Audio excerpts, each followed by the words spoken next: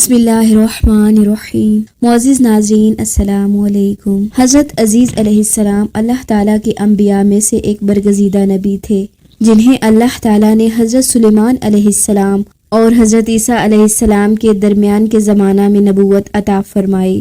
آپ اللہ تعالیٰ سے جو دعا مانگتے اللہ رب العزت اسے قبول فرماتے۔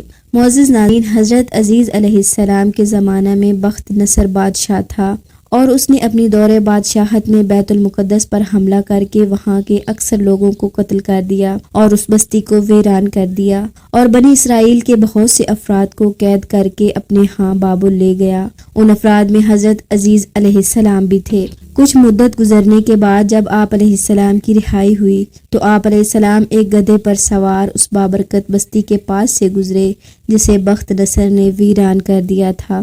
آپ علیہ السلام نے جب اس بستی کا یہ حال دیکھا تو سوچنے لگے یہ بستی کیسے آباد تھی اور خوبصورت اور عالیشان مکانات تھے، افسوس کہ اب اس کا حشر کیا ہو گیا ہے، اور ساتھ میں یہ بھی خیال کیا کہ اجڑنے کے بعد اب یہ بستی کیسے آباد ہوگی، اب تو اس میں کوئی انسان دکھائی ہی نہیں دیتا۔ آپ علیہ السلام کے دل میں اس قسم کے خیالات آ رہے تھے کہ اللہ تعالیٰ نے آپ علیہ السلام کو اسی جگہ فوت کر دیا۔ آپ علیہ السلام کی وفات کے 70 سال گزر گئے۔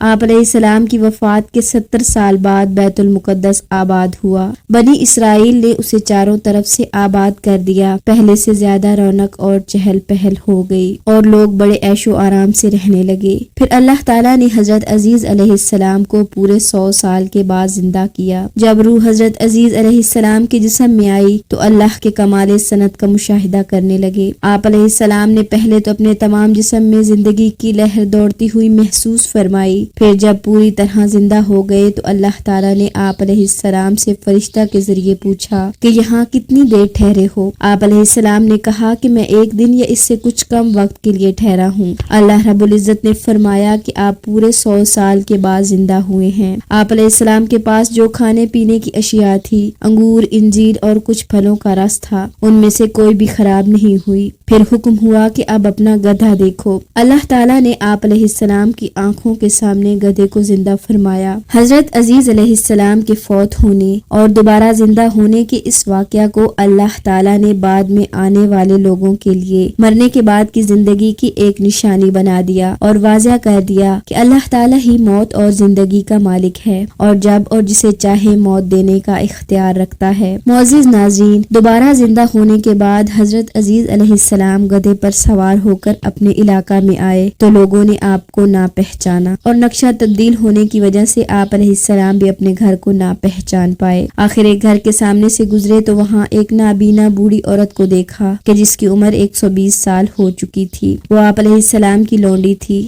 آپ علیہ السلام نے اسے پہچان لیا اور کہا، اے اللہ کی بندی، کیا یہ عزیز کا گھر ہے؟ یہ سن کر وہ عورت رو پڑی اور کہا، مدتیں گزر گئیں، کسی نے عزیز کا نام ہی نہیں لیا، لوگ انہیں بھول چکے ہیں۔ آپ علیہ السلام نے فرمایا، میں ہی عزیز ہوں۔ اللہ تعالیٰ نے مجھے 100 سال مردہ حالت میں رکھنے کے بعد دوبارہ زندگی دی ہے۔ اس بوڑھی عورت نے کہا، سبحان اللہ، عزیز علیہ السلام تو 100 سال سے لاپتہ ہیں۔ آپ علیہ السلام نے فرمایا، میں وہی عزیز ہوں۔ اس نے کہا کہ عزیز تو مستجاب الدعوات تھے، ان کی دعا سے اللہ تعالیٰ بیماروں کو شفا عطا فرماتے تھے۔ اگر آپ واقعی عزیز ہیں تو آپ میرے لیے دعا کریں کہ اللہ تعالیٰ میری بینائی لوٹا دے تاکہ میں آپ کو دیکھ کر پہچان سکوں۔ آپ علیہ السلام نے اللہ تعالیٰ سے دعا مانگی اور ان کی آنکھوں پر ہاتھ پھیرا تو اللہ تعالیٰ نے اس کی بینائی واپس لوٹا دی۔ آپ علیہ السلام نے فرمایا، اللہ تعالیٰ کے حکم سے اٹھ کھڑی ہو، اور وہ فوراً اٹھ کھڑی ہوئی۔ اس نے جب عزیز علیہ السلام کو دیکھا تو پکار اٹھی، میں گواہی دیتی ہوں کہ آپ واقعی عزیز ہیں۔ پھر وہ بنی اسرائیل کی ایک مجلس میں گئی جہاں حضرت عزیز علیہ السلام کا 118 سال کا بوڑھا بیٹا موجود تھا۔ ان سے کہا، عزیز تشریف لے آئے ہیں۔ انہیں یقین نہ آیا۔ لوگ آپ کے پاس آئے اور آپ علیہ السلام کو پہچاننے کی کوشش کرنے لگے۔ آپ علیہ السلام کے بیٹے نے کہا کہ ابو جان کے کندھوں کے درمیان درمیان ایک تل تھا، لہٰذا وہ دیکھا جائے۔ آپ علیہ السلام نے جب کندھے سے کپڑا اٹھایا تو وہ علامت موجود تھی۔ لوگوں نے کہا ہماری قوم میں عزیز کے سوا کسی کو تورات زبانی یاد نہیں تھی، کیونکہ بخت نصر نے جب حملہ کیا تھا تو اس نے تورات کے تمام تحریری نسخوں کو بھی جلا دیا تھا۔ اگر آپ واقعی عزیز ہیں تو آپ کو پوری تورات یاد ہوگی، لہٰذا آپ ہمیں نئے سرے سے تورات لکھ کر دیں۔ آپ علیہ السلام نے پوری تورات لکھ کر بنی اسرائیل کے حوالے کی، جس پر انہیں یقین ہو گیا کہ آپ واقعی اللہ تعالیٰ کے نبی عزیز ہیں۔ معزز ناظرین،